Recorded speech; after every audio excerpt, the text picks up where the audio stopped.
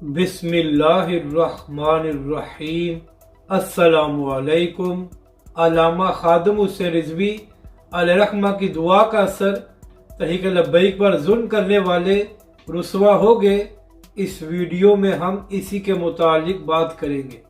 ناظرین کرام، علامہ خادم حسین رضوی علیہ رحمہ نے اپنے آخری خطاب میں فرمایا تھا کہ جن لوگوں نے تحریک لبیک پاکستان پر ظلم کیا ہے وہ انشاءاللہ ضرور رسوا ہوں گے۔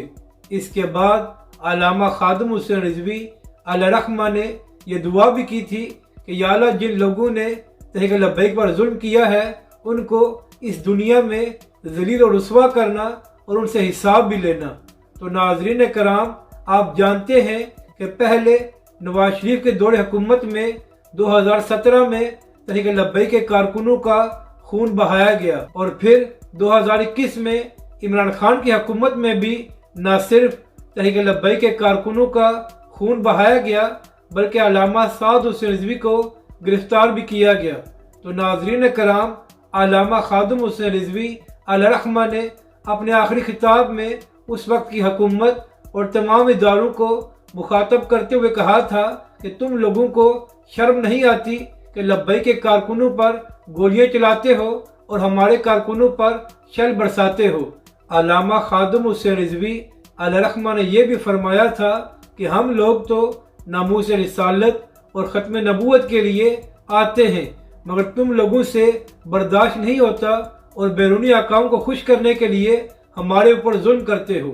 علامہ خادم حسین رضوی علیہ رحمہ نے سب کو مخاطب کرتے ہوئے کہا تھا کہ ہو سکتا ہے کہ تم اس دنیا کی عدالت سے بچ جاؤ، لیکن جب بڑی عدالت لگے گی تو تم لوگوں کو وہاں پر حساب دینا پڑے گا جو تم نے تحریک لبیک پاکستان پر ظلم کیا تھا۔